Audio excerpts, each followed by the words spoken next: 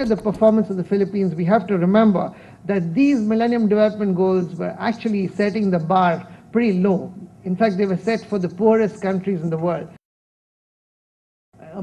The picture in the Philippines actually is not very different from the picture globally, in the sense that the country has made enormous progress on some parameters, and I think we can be proud of that, and we should celebrate successes where it is.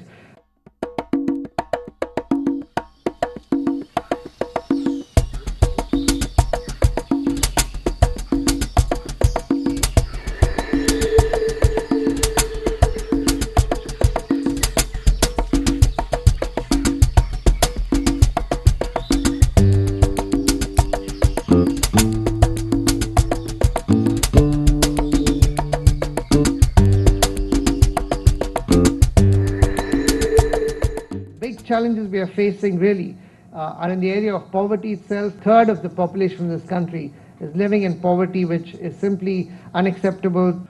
Poverty is a complex issue. It is not merely an economic issue. Poverty also has a lot to do with peace and order situation of the country, and agriculture, modernization, and implementation is an aspect, a key aspect of eradicating poverty. 40% of Filipinos derive their livelihood from agriculture, 20% thereof indirectly from agriculture. 52% of the average family income is being spent on food. So if we indeed want to eradicate poverty and or hunger, we must address these twin issues concomitantly. Government must spend on agriculture. Find alternative jobs for these people. Any administration should concentrate on agriculture, because 40% of our labor force goes to agriculture. Without peace and order, we cannot move forward. I have to declare an all-out war against insurgency, against secession movement, to earn peace, because this has been going on for the last 50 years. I do not agree with the labor export policy of the government, where we are geared to bring our people abroad to look for work.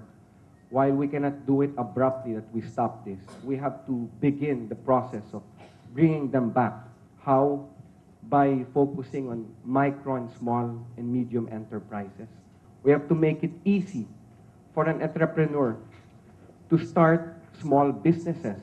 And without good governance, without focused, fast, friendly, flexible, forward-looking governance, you're not going to be able to make anything happen in this country. The number one thing that we need to know is that before we do anything in this country, we have to change our attitude. Poverty is answered by jobs and opportunities. 5 million children who are still not in school in the Philippines today. Government must endeavor to match and find out what the market demands are and what the market needs, whether here or abroad. Tourism, agriculture, information technology, and certainly founded on education, which will provide choice. We have 11 mothers every day dying, which is the maternal mortality continues to be very high. Maternal deaths are high still, comparatively, but nonetheless, what is more important is that we have a responsible populace who will know when to put the brakes on childbirths, and healthy childbirths must be undertaken at all times. We should concentrate on giving the women a free choice and promote family planning, modern family planning. What are the underlying factors which actually determine progress in particular countries? I think that there's one sort of factor which we keep going back to, and that is good governance, good leadership, and good democratic accountability. Governance as one of the central issues in this Millennium Development Goals. Not a single one of us, whether as president, senator, congressman, governor, or mayor, can actually affect meaningful change alone. The government is the problem.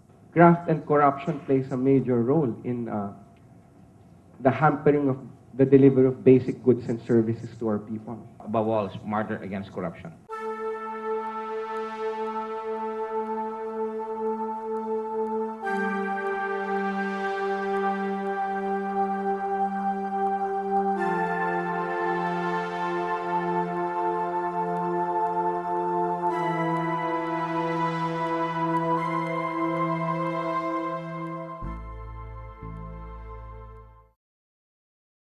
we are really hoping that the incoming president will be somebody who is going to make sure that the Millennium Development Goals are achieved by 2015, not for some citizens, but for every single Filipino.